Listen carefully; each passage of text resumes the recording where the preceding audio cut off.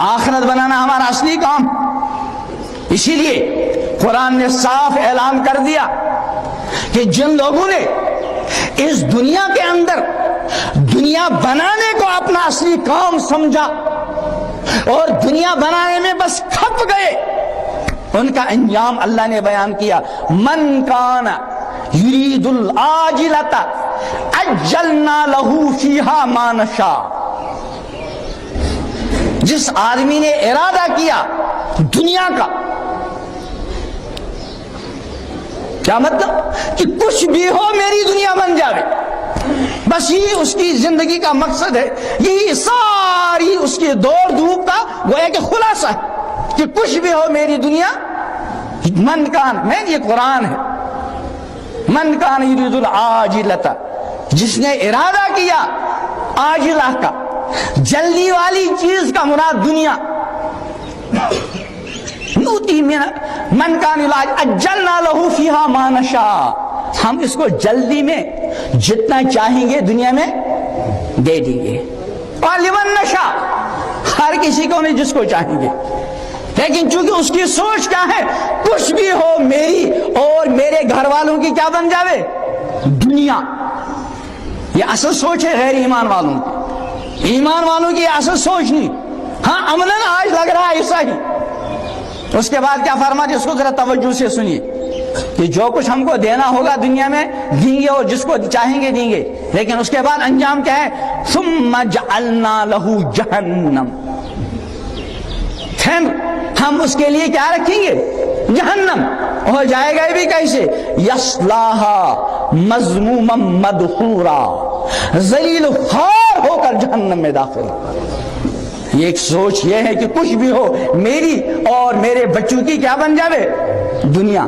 عملاً آج امت کی اکثریت کی یہ سوچ بن چکی ہے اور اس کا احساس بھی. ایمان والے کی یہ سوچ نہیں. ایمان والے کی سوچ کیا ہے؟ ممن کان یرید الآخرۃ، جس نے یہ ارادہ کر لیا کہ میری آخرت بن، کچھ بھی ہو، میرا بنگلہ بنے یا زندگی بھر جھوپڑی میں رہنا پڑے،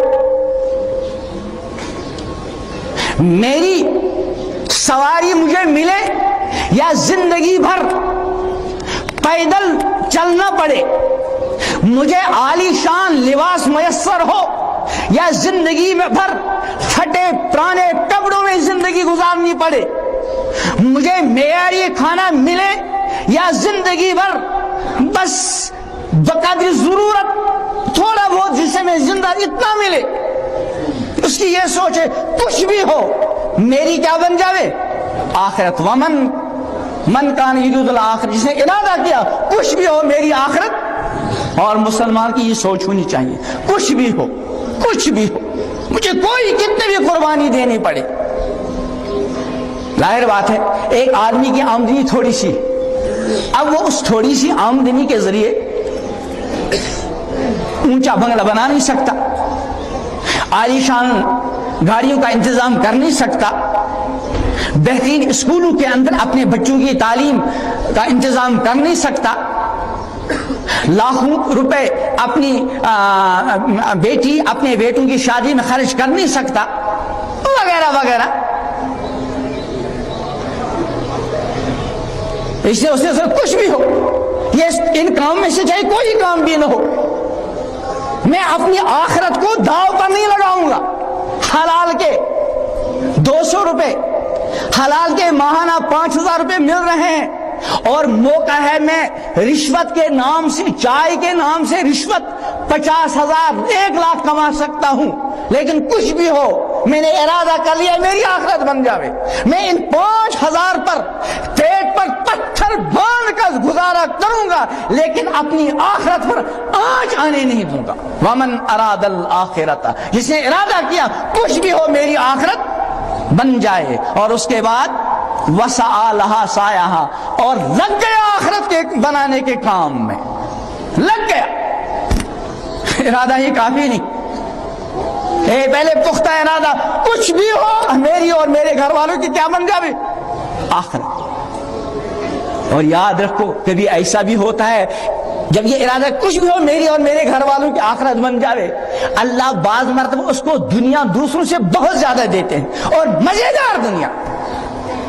لیکن اگر آخرت نہیں بن رہی، کتنی بھی دنیا ہو وہ مزیدار دنیا نہیں. یہ تو قرآن نے خود ارشاد فرمایا کہ مزیدار دنیا ایمان والوں کو ملتی ہے. من عمل صالحا من ذکر او انثى وهو مؤمن فلنحيينه حیاتا طیبہ. ایمان اور اعمال صالحہ کی شرط کے ساتھ حیات طیبہ، پاکیزہ، پرلطف، سکون کی زندگی. لیکن اس کے برعکس ومن اعرض عن ذکری، جس نے ہماری یاد سے غفلت کا ورتاؤ کیا، غافل بن کر زندگی گزاری، لگ گیا دنیا بنانے کے چکر میں، ہمارے احکام کی پرواہ کیے بغیر.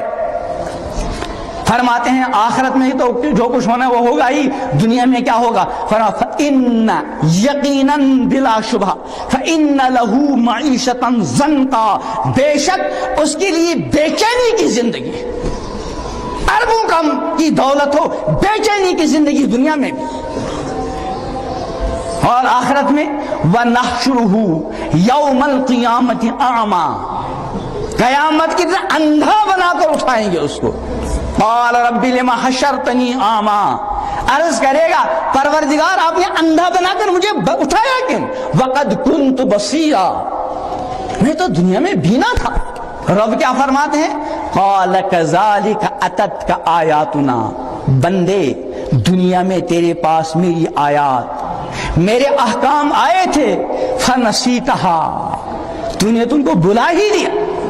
جیسے تو نے دنیا میں میرے احکام کو بھلایا، میری آیات کو بھلایا، کذالک الیوم تنسیٰ، اسی طرح آج تجھے بھلایا جائے. اور یاد رکھیں جس کو اللہ بھلا دے اس سے کوئی یاد رکھنے والا، جو انبیاء، اولیاء، بزرگان دین، علماء ربانی کی سفارش کا معاملہ ہے، وہ اس آدمی کے لیے جس کو اللہ نے بھلایا.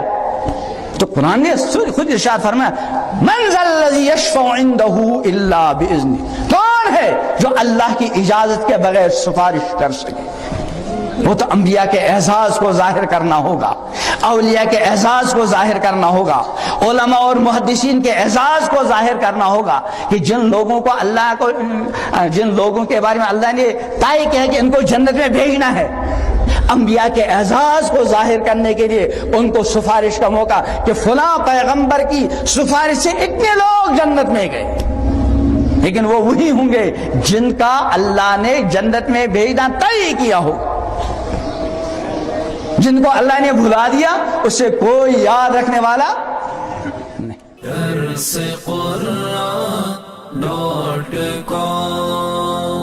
www.darsequran.com